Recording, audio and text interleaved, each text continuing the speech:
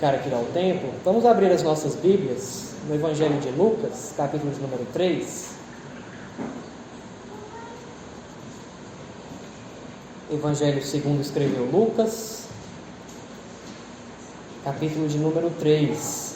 Nós vamos ler do versículo de número 1 até o versículo de número 20.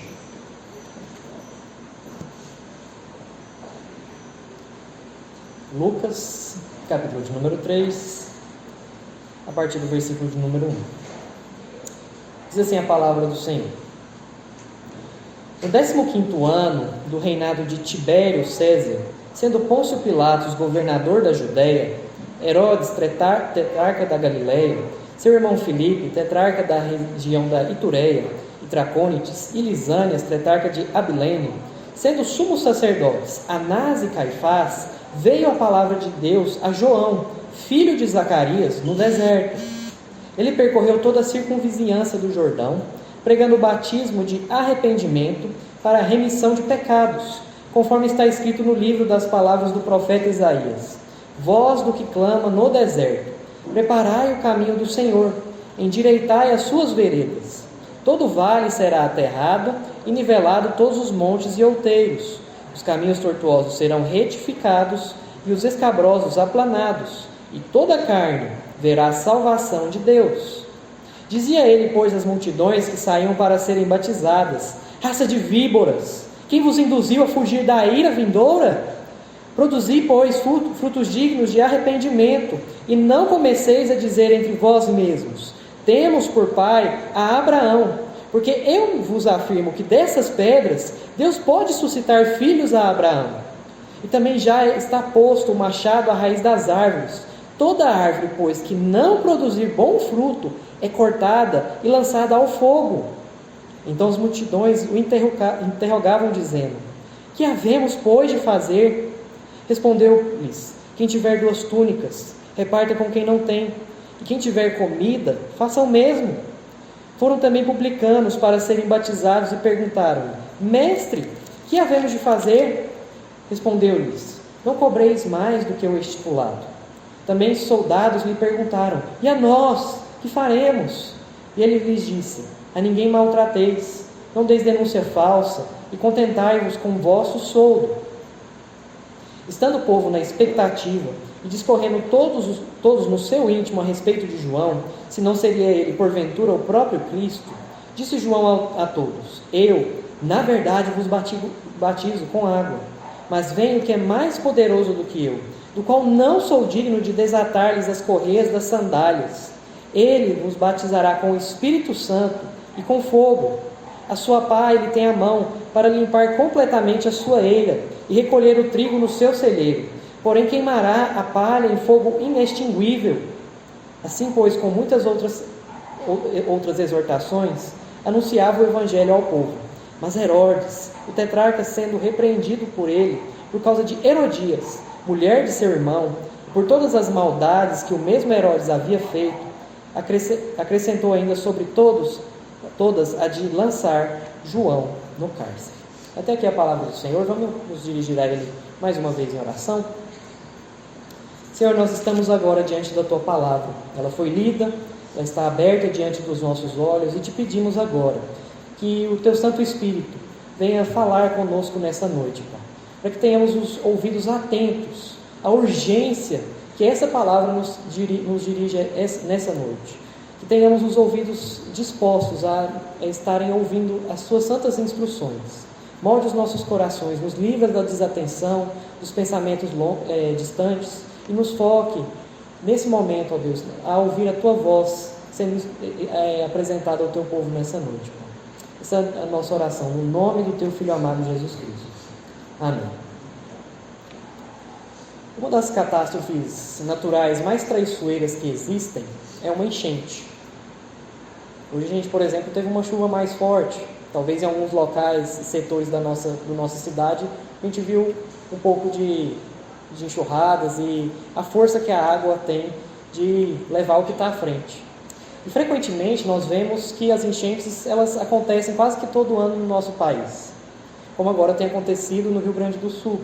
Grande parte daquela região tem sido devastada por grandes enchentes. Já aconteceu antes em Minas Gerais, no Nordeste do nosso país. Vez ou outra, alguma parte do nosso país é afetada por essa grande catástrofe natural, que são as enchentes. O fato que levam as enchentes a serem traiçoeiras é o fato de que muitas vezes nós não a esperamos. Nós não temos aviso prévio de quando vai vir uma grande quantidade de água.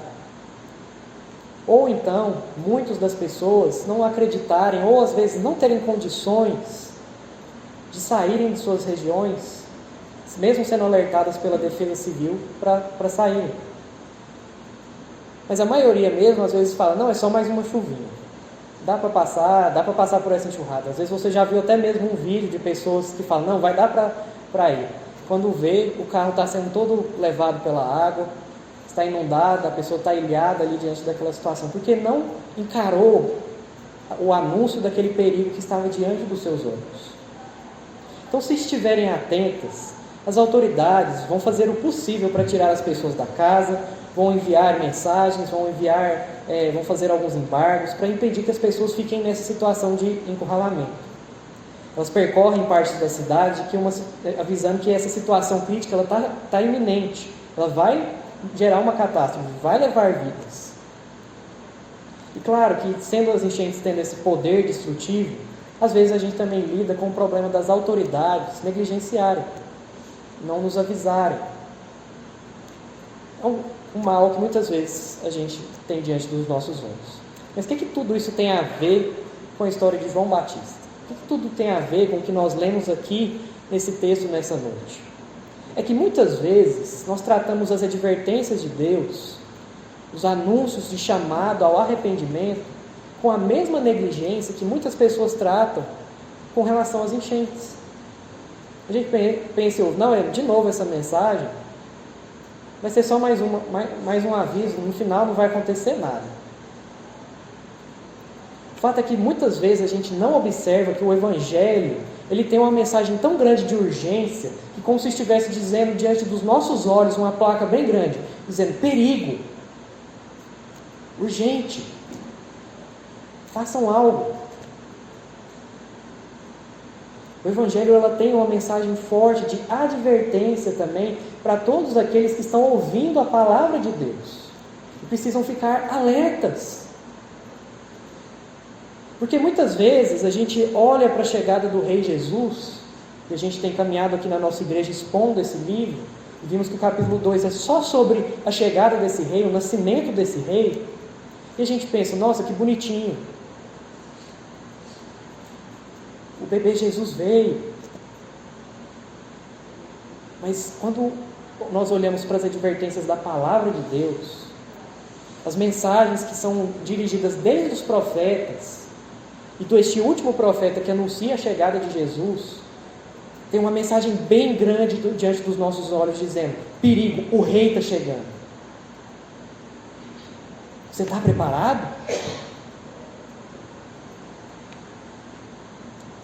Jesus ele não veio aqui para que você tenha só boas histórias de Natal, de um menino humilde que veio para salvar a humanidade simplesmente sem custo algum, sem ira de Deus presente nessa história.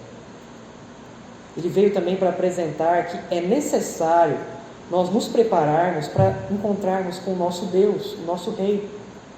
É necessário arrumar a casa e estar atento ao que o nosso coração tem, a nossa posição do nosso coração, porque o Rei vem na sua destra a um elemento de justiça em que a ira de Deus vai ser aplicada.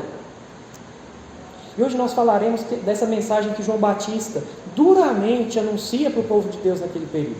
Nós vamos ver a missão desse homem que nasceu com o propósito de preparar o caminho da vinda do Messias. Vamos ver que ele é um mensageiro de Deus para preparar esse caminho e nos advertir quanto à dureza do nosso coração.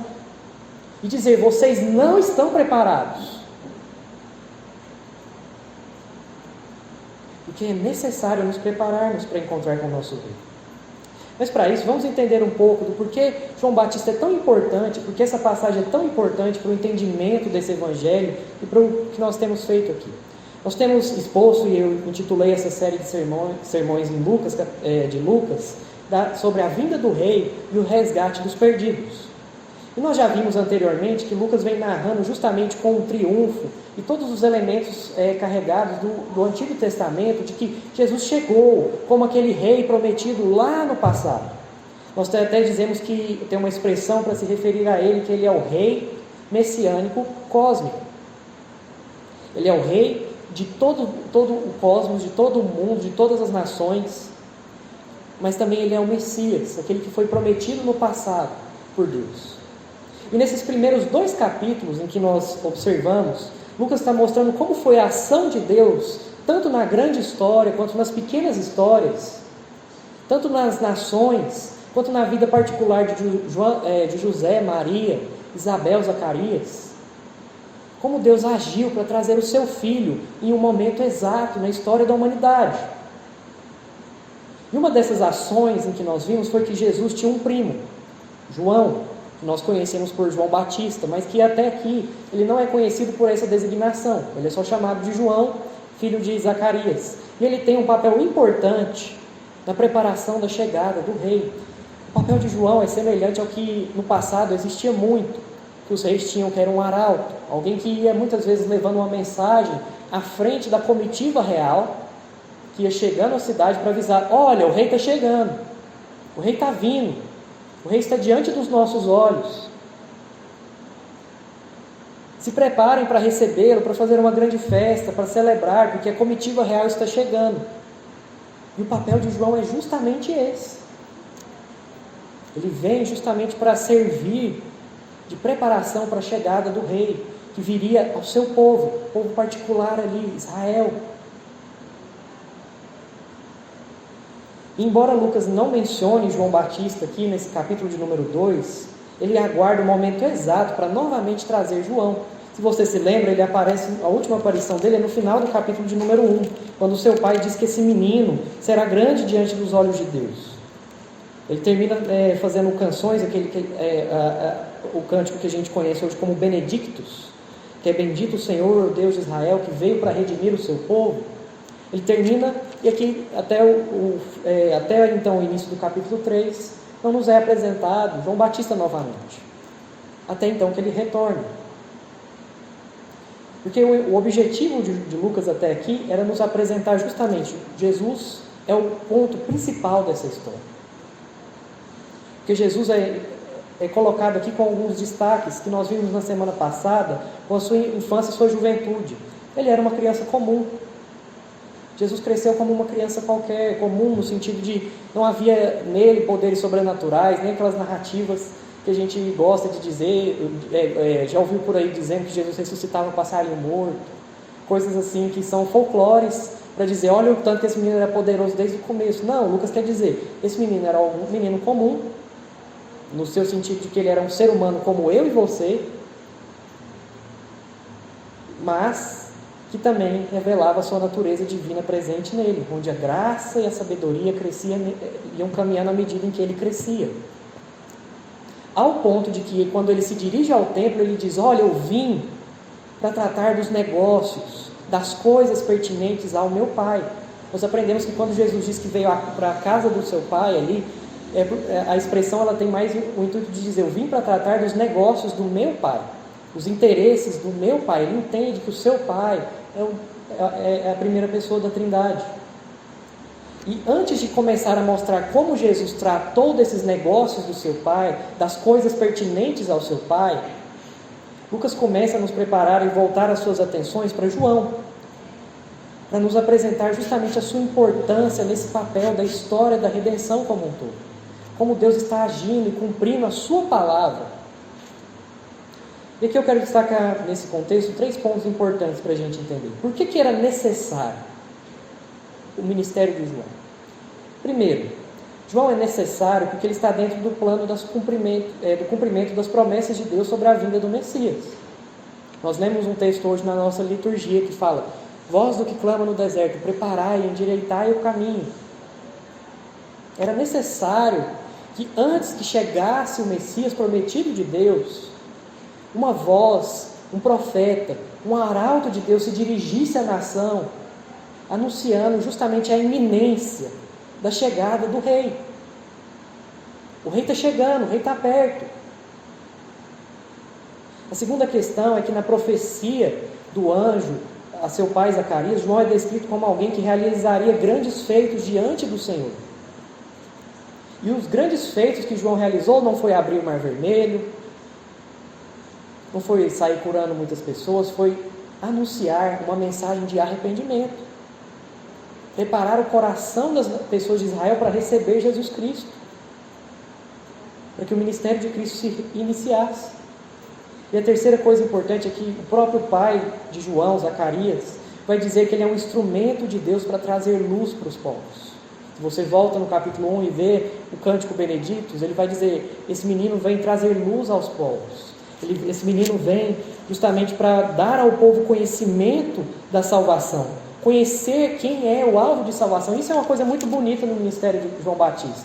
É que ele sempre está dizendo: eu estou apontando para alguém maior do que eu, para alguém que vai realizar maiores feitos do que eu. Ele está preparando o povo de Deus para dizer: olha, entendam, o rei está chegando, vocês precisam se preparar para vocês conseguirem ver que ele está diante de vocês, porque senão seus corações estarão tão endurecidos que quando esse rei chegar diante de vocês, vocês não vão entender. E se vocês não entenderem, tem uma promessa de juízo para vocês. É dentro dessa missão, então, de trazer luz, clareza aos olhos da nação de Israel, que João, então, funciona como esse porta-voz de Deus, para apresentar a necessidade que esse povo tinha de ouvir a voz de Deus. E Deus está usando aqui novamente uma ferramenta que Ele usou com o povo, que é sempre, antes dele se apresentar, se dirigir ao povo, Ele prepara o povo para se encontrar. Se você for reparar isso é um procedimento padrão de Deus. No Êxodo, ele, antes de falar: olha, eu vou aparecer no Monte Sinai e dirigir os 10 mandamentos, ele tem o capítulo 19 inteiro dizendo: vocês precisam fazer vários rituais, vários elementos para se encontrarem comigo. Em outros momentos isso também vai acontecendo, talvez mais à frente, por exemplo, quando vai ser inaugurado o templo, há uma preparação também para o povo se colocar ali, diante da presença de Deus.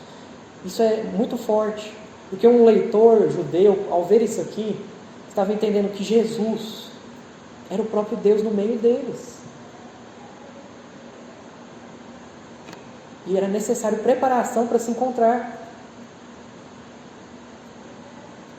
Por isso o papel de João vai ser um grande, como se fosse como um grande funcionário da defesa civil, que alerta o povo: olha, o rei está chegando.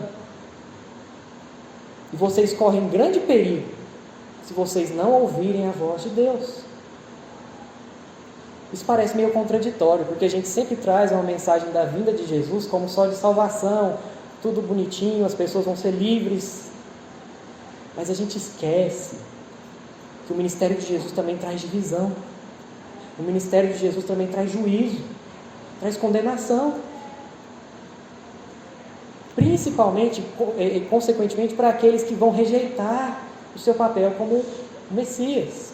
Por isso João vem avisando o povo, porque para dizer: não dá para se encontrar com esse Deus sem se preparar para esse grande evento.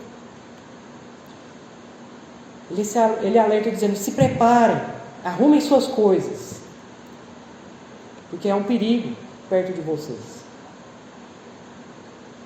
E devemos nos lembrar que nesse período também, e é importante para o entendimento dessa passagem, o povo de Israel estava profundamente contaminado pelo pecado. É um período onde há uma extrema corrupção na classe sacerdotal, por exemplo. Aqueles que deveriam zelar pela casa de Deus, pela instrução do povo, eram os mais corrompidos de Israel. A gente viu várias vezes como o texto mostra isso. Era um tempo de governantes maus também. Era um tempo de governantes que estavam sempre preocupados com o seu império, com o seu domínio, com o avanço do seu poder. E que Lucas vai sempre contrastar eles com o rei messiânico cósmico. Portanto, João vem preparar esse povo para ouvir a principal mensagem que o Evangelho traz, que é: arrependam-se. E hoje nós vamos aprender que o ensino de João continua válido para nós também, que somos o povo de Deus, que também está em uma posição de aguardar a chegada do Rei, mas agora na sua segunda vinda. Nós vamos aprender que nós temos uma mensagem também para proclamar para o mundo. E vamos também ver que nós devemos tomar atitudes para nos preparar para encontrar com o nosso Deus. Por isso o tema dessa passagem nada mais é do que preparando-se para a chegada do Rei. Nós aprenderemos com um texto do ministério de João que para nos encontrarmos com Jesus, o nosso Rei, nós devemos nos preparar de 3 modos: atentando-se para o cumprimento da palavra, arrependendo-se do mau caminho e identificar o nosso Salvador. Atentar, arrepender e identificar. São 3 ações que você, como cristão, precisa ter para preparar-se para a chegada do seu Rei, que é Jesus Cristo. Volte os seus olhos novamente para agora examinarmos o primeiro modo de nos preparar para encontrar com o nosso Rei, que é atentar para o cumprimento de suas promessas. Volte os seus olhos do versículo de número 1 até o versículo de número 6, que diz assim: No 15º ano do reinado de Tibério César, sendo Pôncio Pilatos governador da Judéia, Herodes, tetrarca da Galiléia, seu irmão Filipe, tetrarca das regiões da Itureia e Tracônites, e Lisânias, tetrarca de Abilene, sendo sumos sacerdotes Anás e Caifás, veio a palavra de Deus a João, filho de Zacarias, no deserto. Como é meio comum do perfil de Lucas, o texto começa narrando alguns governantes e pessoas que são autoridades ali naquele período. Ele começa nos dizendo justamente com o objetivo de datar. O primeiro momento dele é com o objetivo de dizer: olha, todos esses acontecimentos que eu estou escrevendo para você, excelentíssimo Teófilo, se aconteceram quando essas pessoas estavam sob o poder. Porque um leitor daquele período, quando pegasse o livro de Lucas, ia saber o que aconteceu mais ou menos. É como se eu dissesse para vocês: olha, meus irmãos, no período em que Íris Rezende era prefeito de Goiânia, fulano de tal era governador de Goiás, e o presidente era fulano de tal, você já se lembra a que época é. Mas Lucas aqui ele não está só querendo chamar a atenção para quando esses acontecimentos aconteceram. Porque se ele quisesse fazer isso, bastava ele dizer: no 5º ano do reinado de Tibério César. Pronto. Você já teria ali as informações necessárias para saber quando esses acontecimentos aconteceram. Lucas ele faz uma coisa que nós já vimos também ele fazer no nascimento de Jesus, que é nos apresentar como a história de Deus está correndo juntamente com a história humana. É algo marcante no texto de Lucas. Ele mostra que, por exemplo, quando Jesus nasce, se você volta para o capítulo 2, ele vai dizer que foi no período em que César Augusto convocou um censo, em que Quirino era governador da Síria. Mas é como se ele dissesse: no período em que essas coisas aconteciam nas grandes classes de poder, o Filho de Deus, o Rei Messiânico Cósmico, veio em uma manjedoura. E da mesma forma, nesse texto ele está querendo fazer isso também. No período em que Pôncio Pilatos era governador, Tibério César era o imperador, Herodes era um tetrarca, Filipe também, e Lisânias também, a palavra do Senhor se dirigiu a João no deserto. A palavra de Deus não se manifestou nos grandes centros de poder. Não apareceu ali nos grandes governadores daquele período. Ele se deu no deserto. A gente não tem noção do que é um deserto. Vez ou outra no período de agosto a gente sente um pouco, mas até esse ano foi diferente, né? Mas um deserto era algo bastante árido. Nada de bom vinha de lá. Mas foi no deserto que a palavra de Deus se manifestou através de João Batista.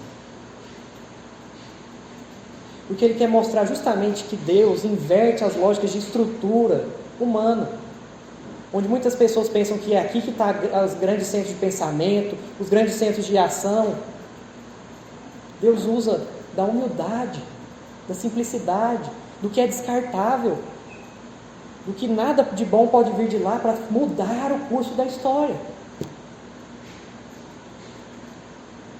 Então, com isso, Lucas está nos envolvendo dentro dessa história, dizendo: olha, o que está acontecendo, aconteceu nesse período. E ele também está fazendo uma coisa importante como um bom escritor. Ele está preparando você, leitor, para alguns personagens políticos que vão interferir na missão e na história de Jesus.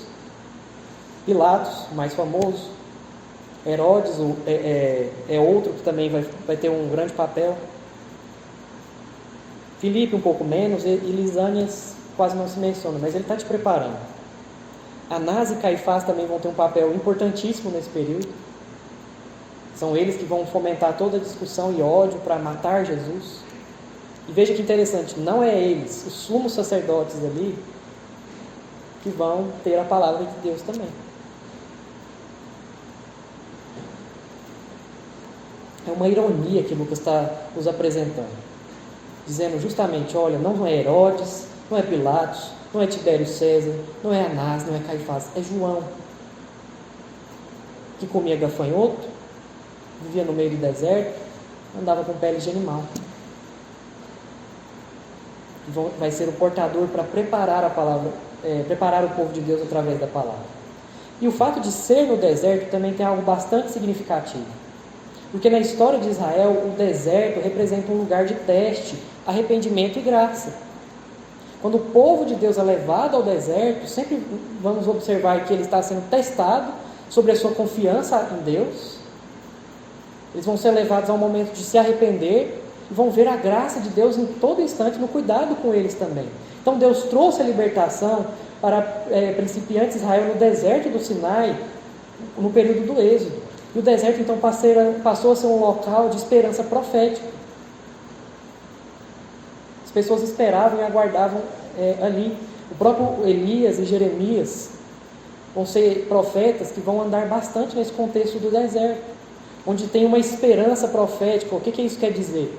A esperança justamente de que, através das promessas de Deus, Ele vai cumprir os seus planos de salvar e redimir Israel. O deserto tinha essa conotação. Veja que interessante. Não vão ser os poderes políticos que vão resgatar Israel. Não é dentro dos grandes polos que vai estar a libertação. É no deserto. O local em que o povo aprende a graça de Deus, a se arrepender e é testado.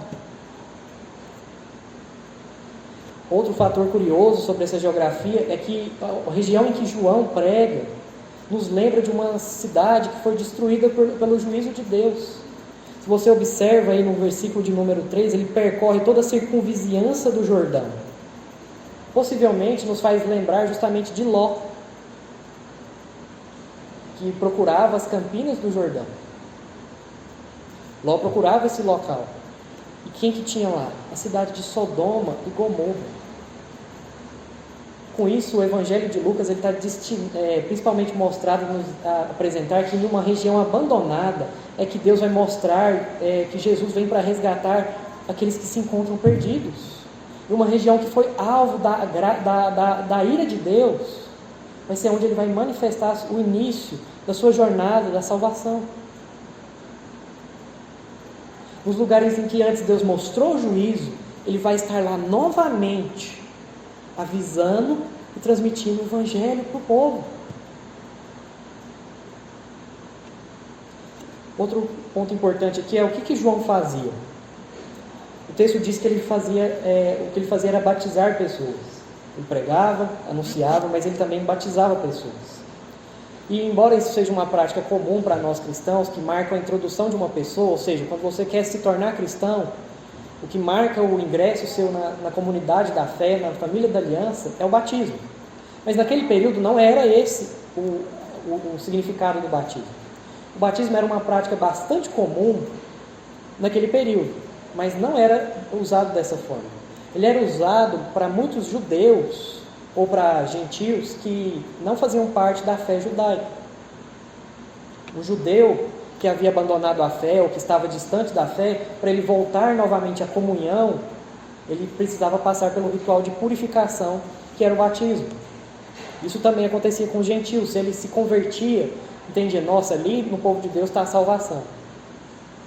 E ele queria se converter, o ritual do batismo era um ritual que significava que ele estava sendo purificado, para então fazer parte da aliança, e ser circuncidado, se fosse homem, e ser ingressado no povo de Deus.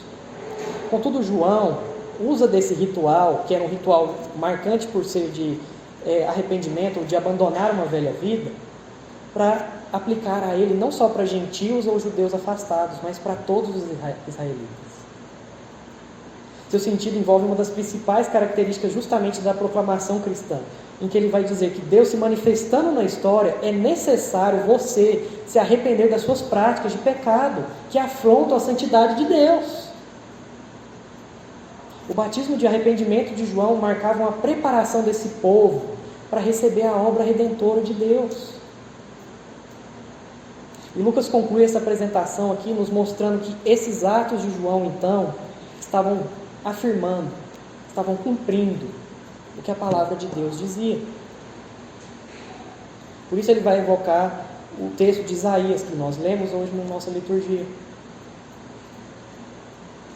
A ação de João seria justamente o quê? Ser uma voz que vai clamando no deserto, que vai preparando o caminho, endireitar as suas veredas. Essa ideia de endireitar aqui, se a gente vivesse num contexto mais montanhoso, faria mais sentido para nós. Porque para aquele povo fazia muito sentido essa expressão aqui.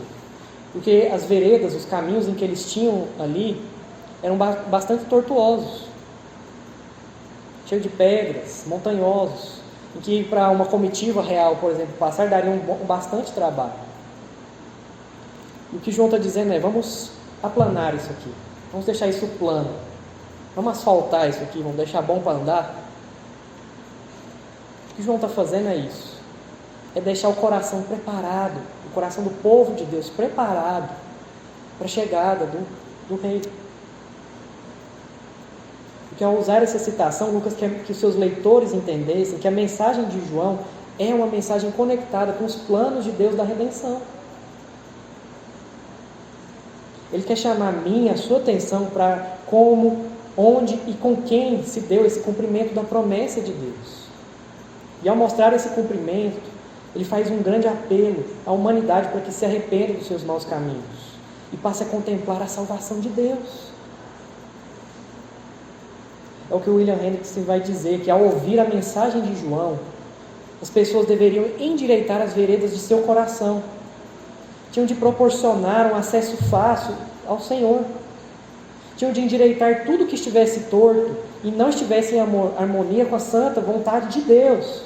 Tinham que tirar todos os obstáculos que fossem lançados na sua vereda. E que obstáculos eram esses? A autojustiça. O sentimento de que, pela minha própria capacidade, minha própria obediência, ou por eu pertencer a uma nação santa, eu sou salvo. Eles precisavam quebrar isso. O Evangelho de Lucas é o tempo inteiro mostrando que Deus vem para aqueles que reconhecem isso, que estão perdidos. Enquanto que a classe que achava que sabia muito de religião, que dominava a palavra de Deus, vai ser o tempo inteiro confrontada, humilhada, para mostrar, olha, vocês estão loucos. A presunção, o próprio texto diz que nós temos por pai Abraão. Isso não salva. Esse obstáculo para entender a obra do Messias, a cobiça, a crueldade, a calúnia, tudo isso eram obstáculos para o povo de Deus não entender e não se atentar para ver que a obra de Deus estava se cumprindo, a palavra de Deus estava se cumprindo diante deles. E o que isso significa para mim e para você? Um dos primeiros passos para nos prepararmos para receber o Rei é você se atentar para a palavra de Deus. É interessante notar como as promessas do Novo Testamento nos chamam também a olhar também para os sinais, para que nós não sejamos enganados. Vede para que ninguém vos engane. Cuidado, haverão entre vocês falsos mestres. E é interessante também você observar que geralmente a gente gosta de ouvir um falso mestre em áreas em que a gente coloca como obstáculo para transformação que Deus realizará no nosso coração. Às vezes é um guru sobre família, um terapeuta, um filósofo, um político. Às vezes alguém da nossa própria família. Se você coloca obstáculos para a palavra de Deus, você corre sério risco de se encontrar despreparado para esse encontro. E a enxurrada vem. A comitiva real vai passar. Aqueles que se dobram os seus joelhos e se humilham vão fazer parte desse reino. Os outros que colocam obstáculos, empecilhos, vão ser ceifados. Se você se alimenta mais com os noticiários, por exemplo, do que está acontecendo com os governantes, se o seu alimento diário são aquilo que você consome nas redes sociais, aquilo que você consome nos telejornais, você corre sério risco de não ver o que Deus está fazendo no mundo. Se você não olha para o jornal e não corre para a palavra de Deus, você começa a entrar em desespero. Você começa a falar assim: o mundo perdeu o controle.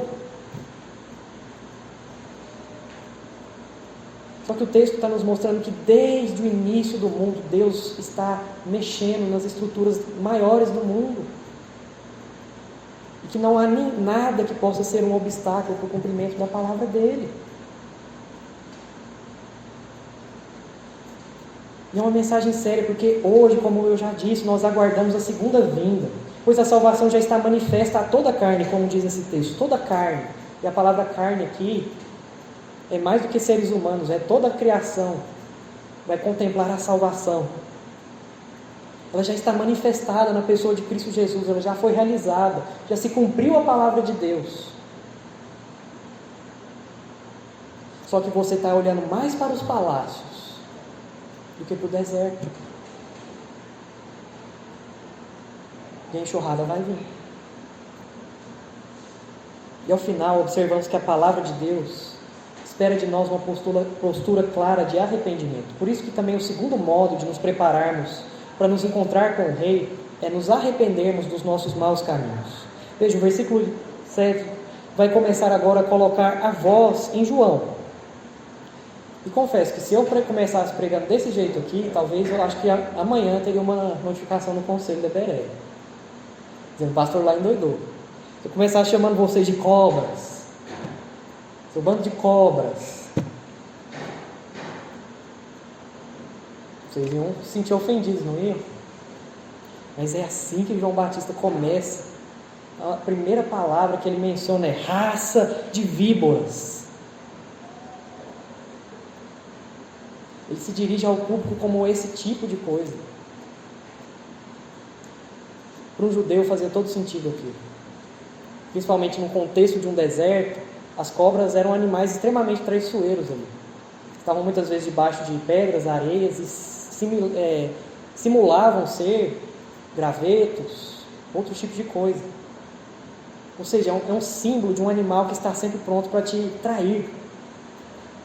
É por isso que hoje em dia a gente chama as pessoas de cobra. A gente está se referindo a isso, com relação justamente a como essa pessoa tem um veneno nos seus lábios, como ela está pronta para destruir as pessoas. João começa dizendo: vocês são um bando de cobras venenosas, prontas para destruir o próximo. Indiretamente ele também estava se chamando eles de filhos da serpente. Nós temos estudado aqui Gênesis. Tem uma semente aqui que significa a semente da serpente. Aqui, em outras palavras, ele já está confrontando essa ideia. Não, nós somos da família de Abraão, somos o povo de Deus, o povo escolhido, nada de mal nos acontecerá. Não, ele está dizendo: vocês são da raça da serpente. Seu comportamento padrão é de serpente, não é de filho da mulher. Depois de se dirigir de maneira tão dura, João pergunta: quem vos induziu a fugir da ira vindoura? O que nos ajuda a entender o que João está falando é o que acontece lá em Gênesis 3. Quando Deus, depois de Adão e Eva pecarem, o que eles fazem? cosem folhas de figueira e se escondem debaixo das árvores. O que João está se referindo é basicamente isso. Vocês estão fugindo da ira de Deus? Quem que vos induziu a fazer isso? Quem mandou vocês correrem? E aqui ele começa a atacar uma desculpa que muitos israelitas davam, que era o fato de serem da semente de Abraão. Confiavam no mérito, e simplesmente nesse mérito de que eram herdeiros da promessa. Só que João diz que mesmo se isso fosse insuficiente, o próprio Deus ali levantaria das próprias pedras filhos a Abraão. Ele está querendo dizer, olha, a linha de raciocínio de vocês, de confiar no seu próprio mérito, na sua própria herança, o fato de vocês serem os donos dos bons costumes, os conservadores, não vai salvar vocês. Quem que vos induziu a se esconder nessas folhas de figueira que vocês fizeram para vocês? A tentar aplacar a ira de Deus com a sua moralidade, que é cheia de coisas tortas. Seu bando de cobras, vocês humilham o necessitado. Só que o objetivo aqui de João nunca é fazer essas pessoas simplesmente serem acusadas. Ele quer que essas pessoas entendam a gravidade dos seus erros para se arrependerem. E é por isso que o próprio texto de Lucas vai chamar de filhos de Abraão pessoas como Lázaro, aquele que contracenava com o rico, ele estava ao seio de Abraão. A mulher que era endemoniada há 18 anos é chamada de filha de Abraão. Zaqueu, cobrador de impostos, publicano, que roubava pessoas, filho de Abraão. Veja, quem são de fato, diante dos olhos de Deus, os filhos de Abraão? São os perdidos, que reconhecem a necessidade de uma salvação, de se encontrarem com o seu Salvador, de se humilharem. Não é aqueles que confiam na sua própria capacidade. E é por isso que João, o ponto da sua pregação central é: vocês precisam manifestar frutos de arrependimento. Mostrar que eles não estão confiados no seu próprio mérito religioso, mas na graça de Deus. E é por isso que ele vai usar uma metáfora aqui, que é a metáfora da árvore. Um fruto não sai dando fruto fora de uma árvore, fora de uma planta. Se ele está ligado a uma árvore, ele tem que dar árvores condizentes, dar frutos condizentes a essa árvore. Você não vai a um pé de jabuticaba esperando encontrar ali melancia. Se eles então são os filhos de Abraão, é esperado que eles se portem como filhos de Abraão. E o que João está dizendo é: se vocês então não mostrem frutos dos filhos de Abraão, que é que vivem por fé, se arrependem dos seus pecados, reconhecem a necessidade do seu Salvador, vocês vão ser ceifados. E arrependimento que João estava proclamando aqui é muito mais do que um mero remorso. Remorso todos nós sentimos. Principalmente quando você é pego no seu erro. Você fala, nossa, aí você fica triste, pede perdão, se desculpa. Passa 1, 2, 3 dias, está lá fazendo tudo de novo. Às vezes você vem aqui no momento de confissão, você sente remorso do seu pecado. A gente fala que, se você faz isso, a palavra de Deus está nos orientando, dizendo que isso é pecado. Aí você fica, realmente, pecado. Sim, sofrimento te causei, ó Deus. Você bota o pé lá fora e continua fazendo a mesma coisa. Arrependimento é muito mais do que simplesmente um sentimento de culpa. Arrependimento é uma ação sua, que envolve o seu coração em entender que o que você faz, o pecado contra Deus, deve te mover uma profunda tristeza. É por isso que no nosso culto ele é um momento triste, e depois a gente vai para um ponto mais alto, quando nós somos perdoados disso. Mas é para nos mostrar justamente que se arrepender é uma profunda tristeza pelo seu pecado, e envolve abandonar completamente ele. Quando a gente vai ensinar as nossas crianças, a gente diz que arrepender-se é virar as costas para o pecado. É um giro de 180. Não é um de 360. Você vai, dá uma volta e volta para o mesmo lugar.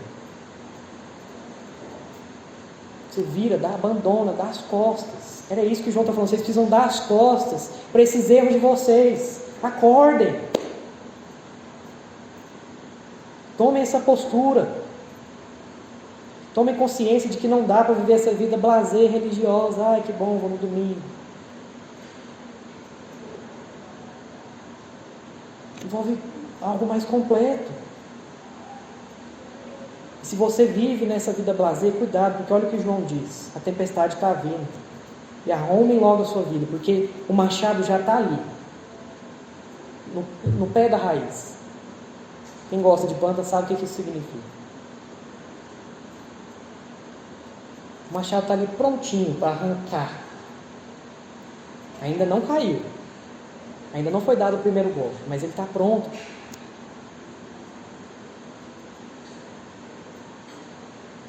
É necessário a gente se lembrar que a ira de Deus é algo necessário na pregação do Evangelho. Não dá simplesmente para você dizer, Jesus veio salvar você. Salvar do quê? Da ira de Deus. Da condenação que o seu pecado lhe causou. Mas veja, o objetivo de João nunca é simplesmente depois aplaudir, olha lá, morreram, estão no fogo do inferno. Tem muito crente que gosta disso, né? Falei, fulano ia fazer isso, já estava dando os frutos disso mesmo. Se tribuchou lá, bebeu a cara, bateu e morreu. Às vezes a gente aplaude isso, mas João não estaria contente em ver os seus ouvintes ali sofrendo a ira de Deus. Porque a ira de Deus é algo necessário, mas que sempre nos alerta de que, olha, antes disso tem uma graça. É como se fosse uma penúltima advertência das consequências de rejeitar a vontade divina.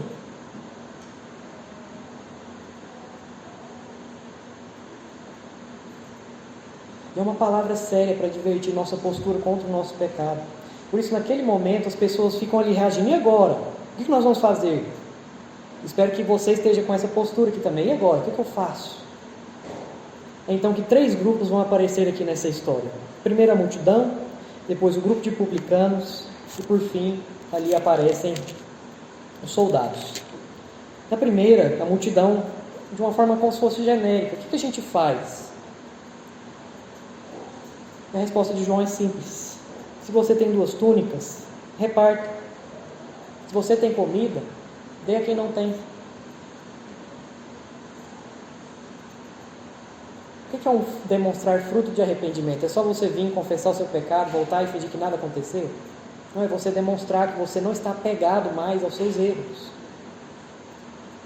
Não está apegado a si mesmo. A resposta que João está dando aqui, Lucas escolheu essa, para dizer, olha, se você se arrependeu, você não fica se apegando às suas coisas. A túnica, muitas vezes a gente pensa que era uma capa que vinha por cima, mas na verdade, a palavra que aparece aqui no grego se referia a uma roupa mais interna, que geralmente as pessoas levavam nas viagens porque poderia sujar, molhar, e você com uma roupa mais interna, ali, molhado, não fica bom. O que eu estou dizendo, é para você abrir mão, às vezes, de coisas básicas mesmo, pelo bem do próximo. Você precisa parar de viver atentado a si mesmo, atentando só para você e olhar para o próximo. Se você tem como compartilhar, compartilhe. Alimento, estou falando de coisas básicas aqui. Confesso que toda vez que eu preparo um sermão, sempre acontecem coisas que me confrontam. E ontem mesmo, conversando com a Rebeca, eu falei assim, veio 2 pessoas me pedindo ajuda e eu neguei. Eu falei assim, rapaz, eu vou pregar esse domingo. E eu fico preocupado com os meus pertences. A gente tem que se atentar, porque as pessoas necessitadas estão aí à nossa volta. A gente gosta de arrumar desculpa para não dar e ajudar. Mas o que o texto diz é que aquele que se arrependeu, ele não está apegado a si. Se ele precisar perder, ele entrega. Só que hoje a gente vive uma classe de cristão que está só querendo o quê? Sirva a mim, por favor.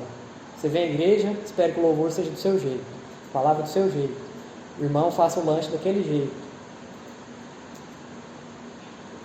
Você vive, venha vós ao meu reino. Seja feita a minha vontade, assim na terra como nos céus. O cristão não.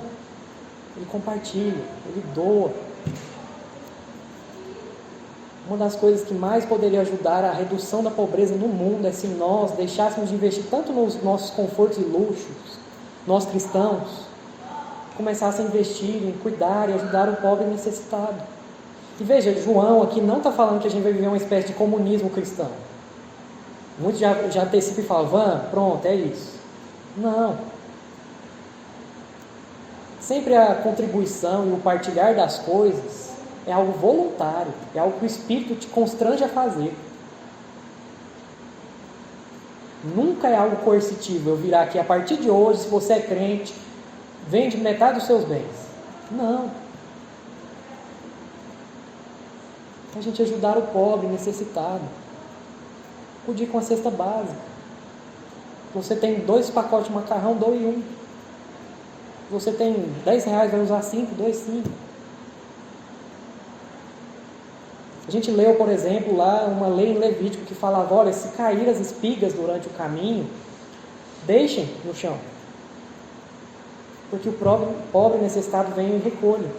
E da linhagem genealógica de Jesus vai passar por isso, que é Ruth. E por causa dessa benevolência, ela vai ser alimentada e vai suprir ela e sua sogra. Veja que mudança traz quando nós nos arrependemos. Um outro grupo aqui é o publicano. Quem que era o publicano? Talvez você não saiba. Era cobrador de imposto. Receita Federal da época.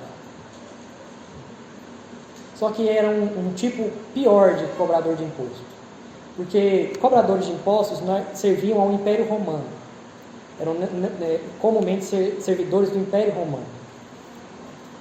E o Império Romano muitas vezes dava como concessões, como se fosse contratos ali, para que algumas pessoas assumissem esse papel de cobradores de impostos.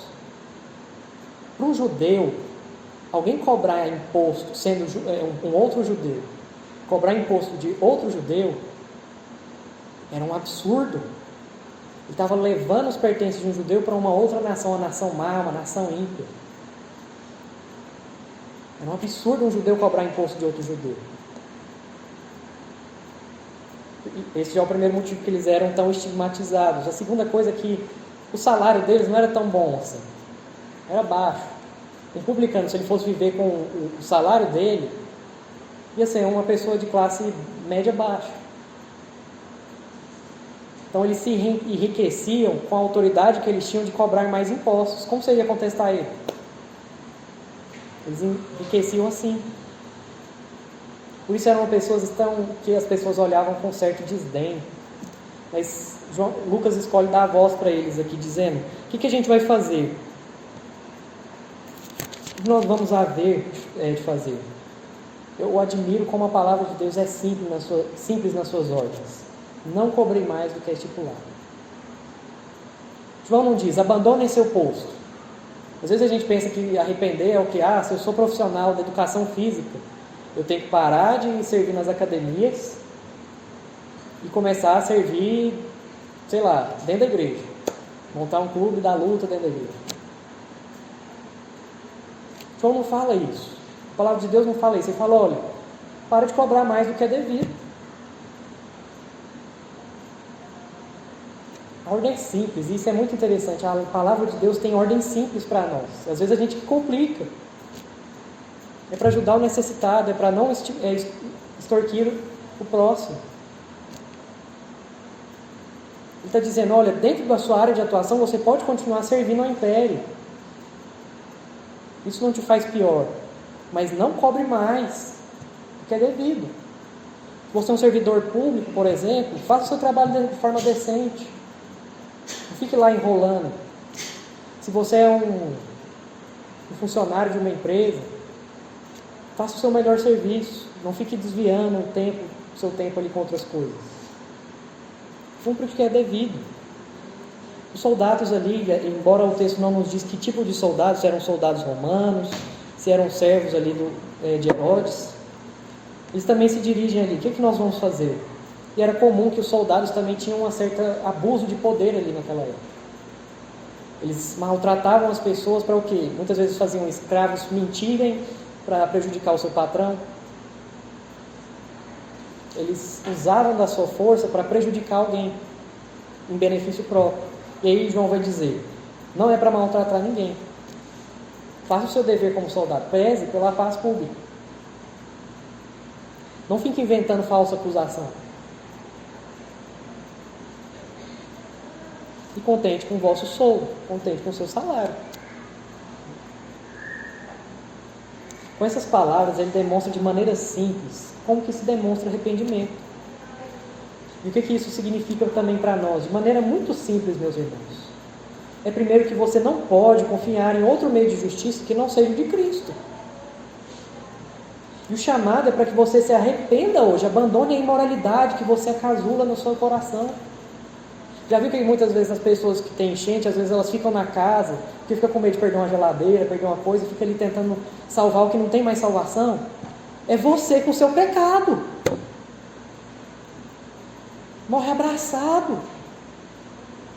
Nos dias de Noé, as pessoas morreram porque não ouviram a voz de proclamação de Deus através do serviço de Noé. Isso é o comportamento padrão das pessoas. Deus dizendo, arrependam-se, voltem para o caminho correto. Não vai acontecer nada não, só uma chuvinha.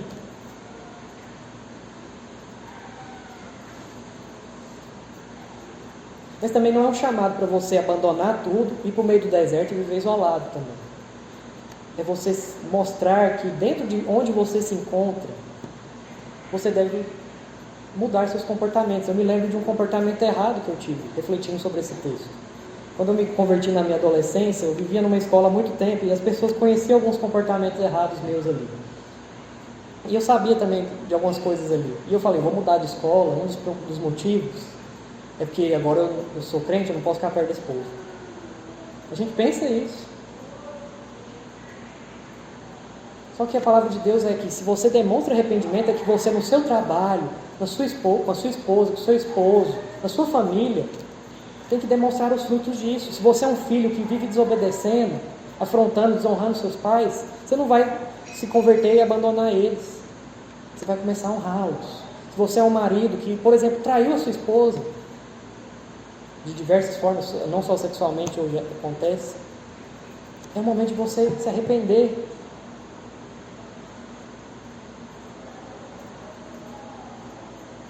Arrependimento, ele se dá nesse momento em que você se encontra. É você dizer, eu não me apego mais a isso.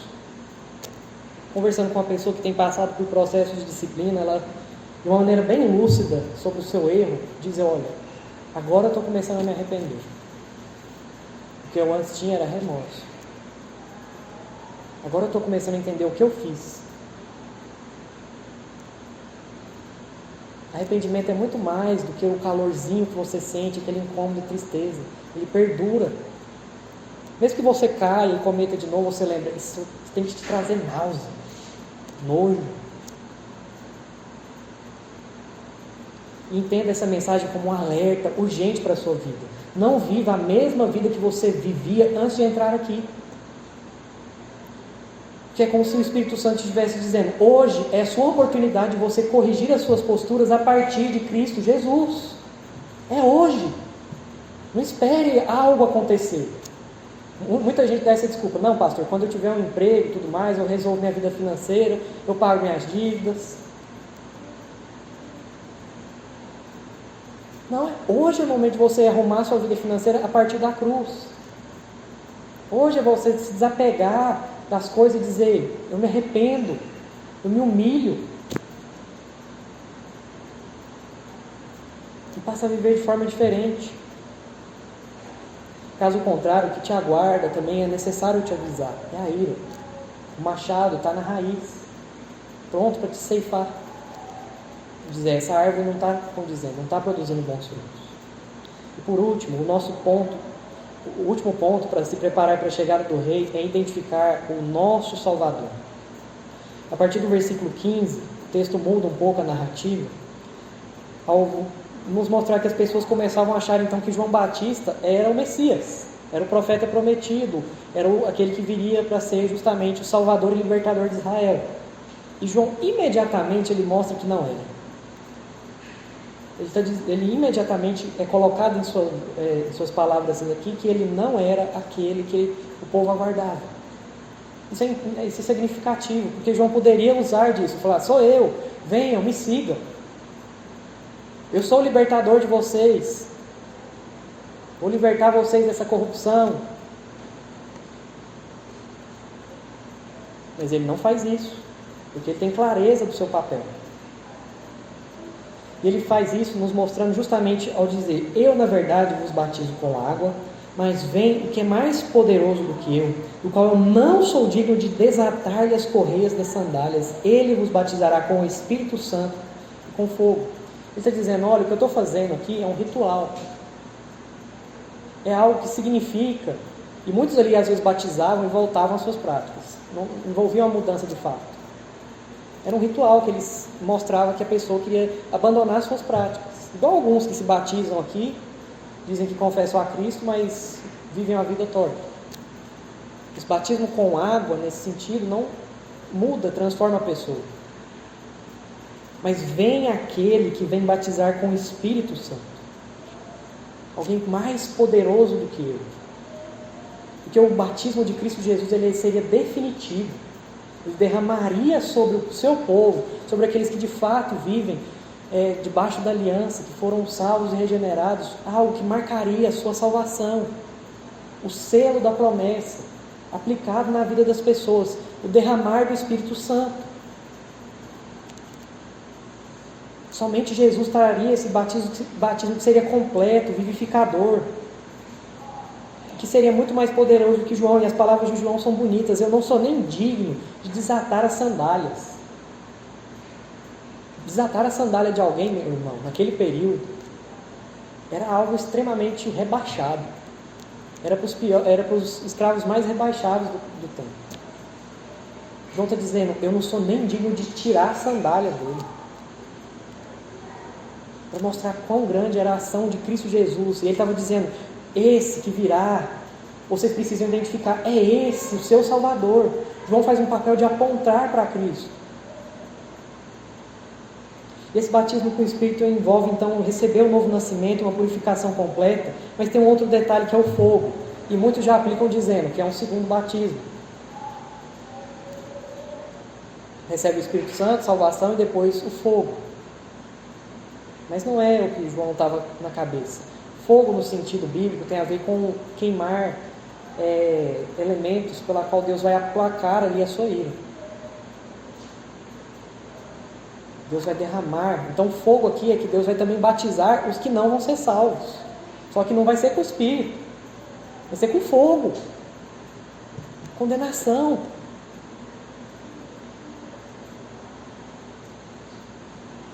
Claro que também tem insinuações sobre o Pentecostes em Atos 2, mas o fogo aqui, e principalmente com o que está conectado no versículo 17, é um sentido de que Deus também vai marcar aqueles que não são salvos.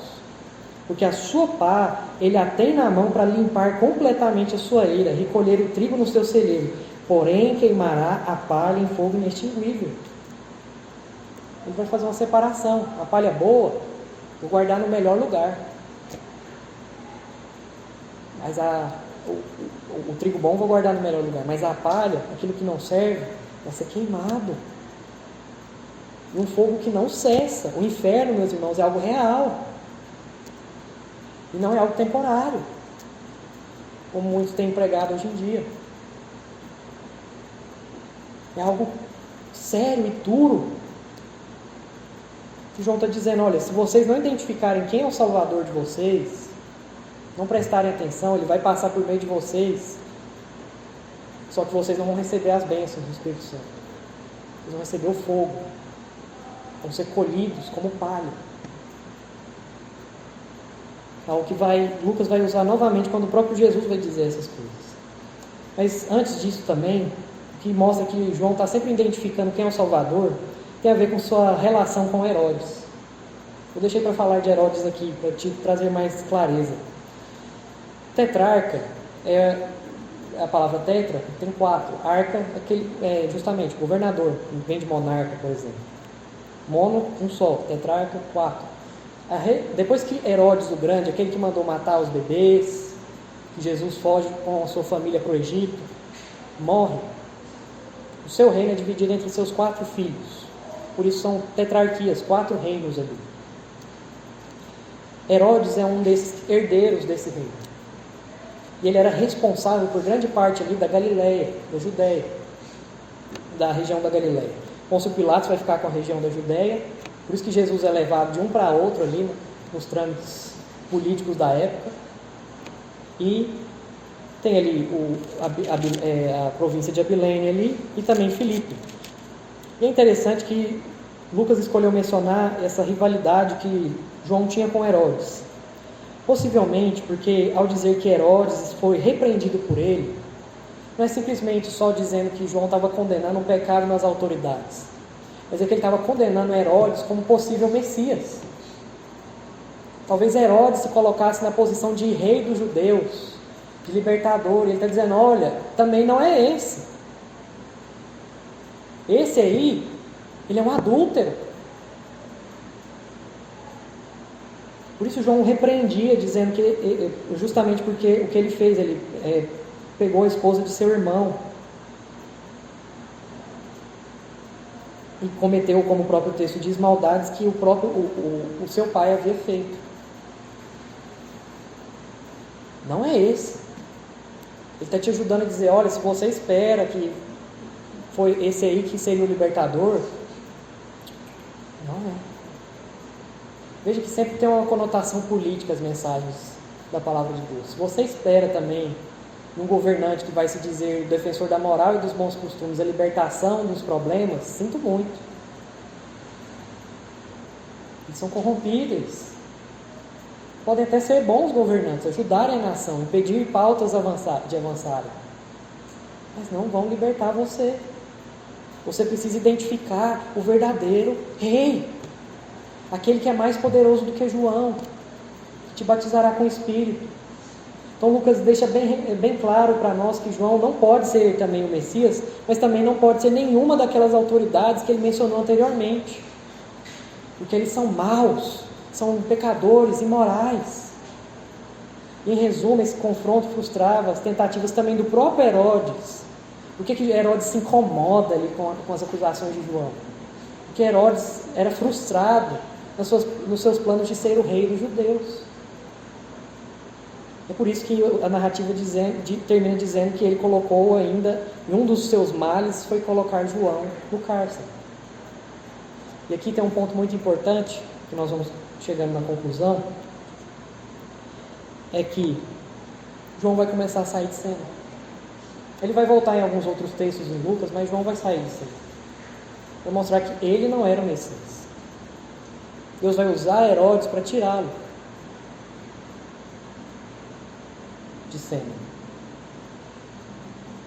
Mas também vai nos mostrar que a palavra de Deus não vai morrer em João.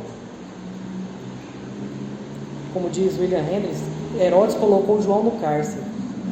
E ao agir assim, ele fechou também num cárcere muitíssimo terrível, no qual jamais ele poderia se escapar. Quando ele age assim, ele mostra, não teve arrependimento. Veja, o Lucas é um escritor fenomenal. Ele está dizendo, está vendo como não agir? Como não agir? Porque Herodes poderia ter sido confrontado e dizer, eu me arrependo, estou errado. Mas quando ele é confrontado, ele coloca aquele que o confronta na prisão. Cuidado. Às vezes você talvez não prenda o pastor aqui de domingo, mas você tampa os seus ouvidos. Mas lembre-se, a palavra de Deus é muito mais poderosa do que a espada que cortou a cabeça de João. Ela avança, mesmo que a semente da serpente tente impedir a proclamação do Evangelho. E o que isso significa? Que a primeira coisa é que somente Cristo é o Rei e Salvador. E Ele veio para te mostrar isso. Um rei humilde, que se entrega em favor do seu povo. A segunda é que muitas vezes nós também precisamos ajudar as pessoas, meus irmãos, a identificar o verdadeiro rei. Você, hoje, tem uma missão muito importante ao sair daqui. você se encontrou com o seu rei nesse culto, ouviu suas santas instruções. Você não pode guardar isso para você e deixar os outros queimarem. Você tem que contar essa notícia para as pessoas que estão à sua volta. Contar, olha, você precisa se arrepender do seu pecado. Abandona. A vinda de Cristo é certa. João nos ensina como ser também missionários. Porque uma vez que ele foi, que preparou o caminho, nós estamos como se vindo atrás dessa comitiva, dizendo, olha, o rei já veio. Ele vai voltar para colocar todas as coisas em ordem, assimilar o seu domínio. É o que no livro Drama das Escrituras diz que nós somos proclamadores da mensagem do rei. E que Lucas vai justamente mostrar isso em Atos. Vocês agora proclamam a mensagem do rei que já veio estabelecer o seu reino, que vai voltar para colocar tudo em ordem. João te ensina como pregar o evangelho. Como você não pode ser complacente com o pecado do seu irmão, do seu próximo, que você precisa anunciar a boa notícia. Além de demonstrar isso, cuidando do necessitado, agindo de forma correta, você precisa dizer que o que transformou a sua vida foi o seu encontro com o rei. Você precisa refletir a luz, mostrar que o cumprimento da palavra em Cristo, o arrependimento dos nossos pecados e levar as pessoas ao entendimento de quem é o verdadeiro rei. Por isso você precisa hoje sair daqui com um senso de urgência também. Você não pode ficar, não, Jesus vai demorar. A urgência. Você sabe que tem pessoas correndo perigo. Você precisa dizer, a inundação está vindo. O juízo está vindo. Claro, não precisa às vezes agir de maneira tosca, mas conte isso. Mostre como isso é importante para as pessoas. Às vezes a gente pensa, não, tem um negócio de inferno ali, mas Jesus é bom. Ele é amor. Love wins. É mais, ele também é juízo. Ele é espada. Ele vai condenar, vai trazer fogo para as pessoas que não se submeterem ao seu reinado. E a pergunta final é, você está preparado também? O rei está voltando. Vai prestar contas. Você está preparado para se encontrar com ele? Você já assimilou a palavra no seu coração, se arrependeu do seu pecado e se apropriou com fé de que Cristo é o seu único Senhor, Rei e Salvador? As pessoas à sua volta já também entenderam isso? Seus amigos, sua família, seus colegas de serviço, seu chefe, por mais que às vezes você não goste dele. As pessoas precisam ouvir isso. Para que o que nós cantamos hoje, que diz, Salvador maravilhoso, Deus que me veio abraçar, Deus que tomou o meu lugar, na noite escura da alma, tu vens comigo andar. Você cantou isso. O que se espera é que você saia dizendo, Salvador maravilhoso. Ouçam essa palavra. Ouçam essa voz. Vamos orar? Senhor Deus e Pai, nós te agradecemos, Senhor, por essa palavra, pelo teu servo João Batista, que agiu com fidelidade aos planos do Senhor, Pai, e cumpriu a sua missão aqui na terra, de preparar o povo de Israel para a chegada de Cristo Jesus. Te agradecemos por esse servo do Senhor, que também ainda hoje fala aos nossos corações através da palavra revelada do Senhor. Te agradecemos porque o Senhor nos mostra que o Senhor não é um Deus que está movido ao acaso, está cumprindo os seus planos. O Senhor voltará também, e que exige de nós estarmos preparados, entendendo que a sua palavra já se cumpriu na pessoa de Cristo, entendendo que é necessário abandonar as nossas práticas de pecado e identificar Cristo como nosso Salvador. Perdão, Senhor. Quantas vezes esse lado que proferiu as tuas palavras também não agiu de forma coerente com a tua palavra. Proferiu palavras que não agiu de acordo com aquilo que o Senhor queria. desejou coisas imundas. Coloque em mim, no coração dos meus irmãos, Pai, um profundo nojo, uma profunda tristeza pelo meu pecado, pelos nossos pecados, Pai. Nos perdoa, Deus. Pois somos fracos, miseráveis. Não há justiça própria que aplaque a ira do Senhor. Faça com que os meus irmãos encontrem aqui nessa igreja também uma oportunidade de viver uma vida de arrependimento. Transforme a nossa vida, transforme o nosso coração. Mova as igrejas desse país a proclamar mais isso. Nos ajude a identificar para as pessoas quem é o verdadeiro Rei. Nos constranja com os nossos erros. Nos vivifique com o Teu Santo Espírito, aquele que nos garante a salvação, que é o selo, o penhor do Senhor, colocado nos nossos corações, para dizer, esses são os do meu povo. Para que na volta do Senhor nós estejamos celebrando a sua vitória neste mundo. Essa é a nossa oração, Pai. Confiados nos méritos exclusivos de Cristo Jesus. Amém e amém. Como última parte do nosso culto, nós vamos agora